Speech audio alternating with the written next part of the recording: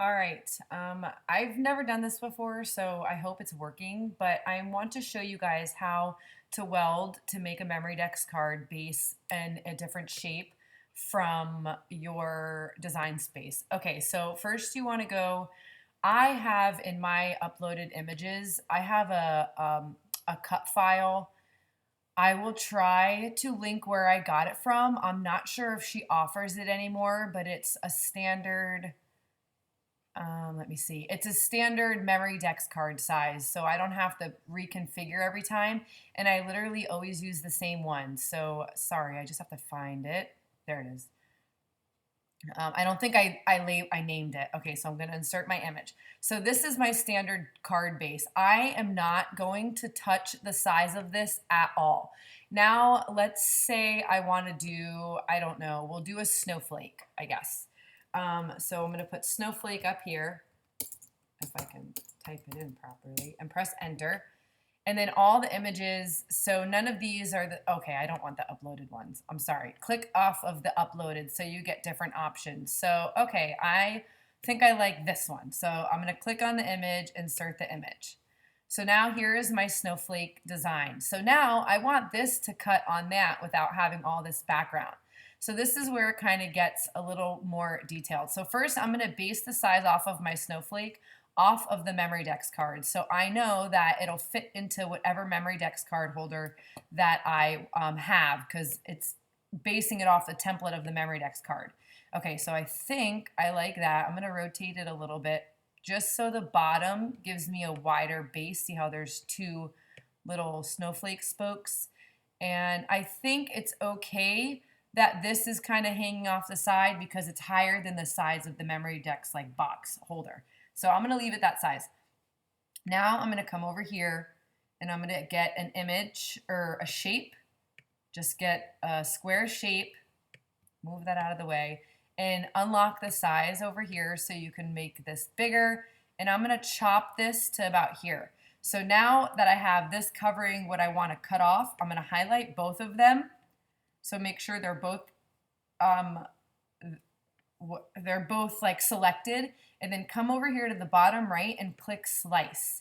Now I don't need that, so I'm going to click on that part and delete. I'm going to click on that part and delete, and I'm going to click on that and delete. Here is my base.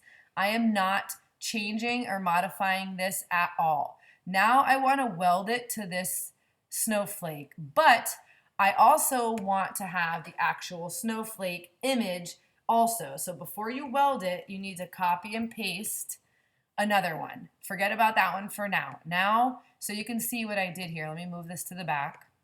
See how it's just barely touching it? I'm going to put it on a little bit more so it sits about there.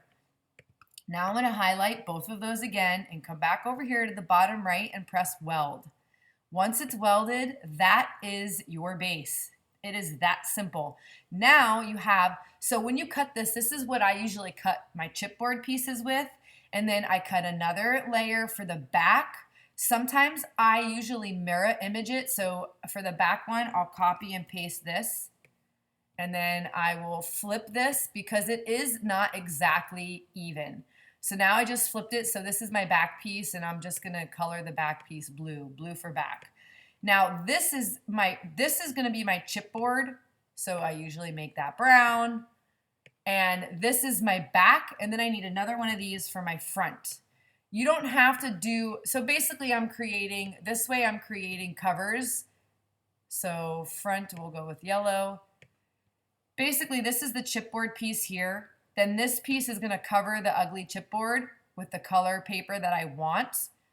But I usually make this little piece different. So before you weld it together, you can just cut this piece so it's different from this piece, if that makes sense. Let me see if I can, no, I can't go back. So before you weld these pieces together, just copy and paste just like we did with this. Make another one of these. That way you can have a base piece here, and then this snowflake, let me bring it to the front.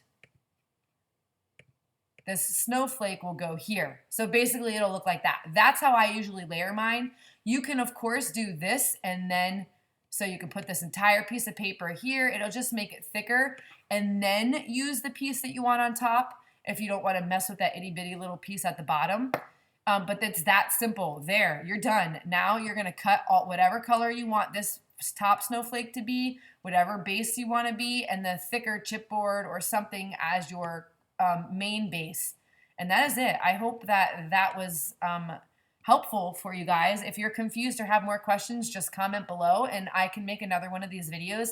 Like I said, this is the first time I've ever done this, so hopefully that made sense for you.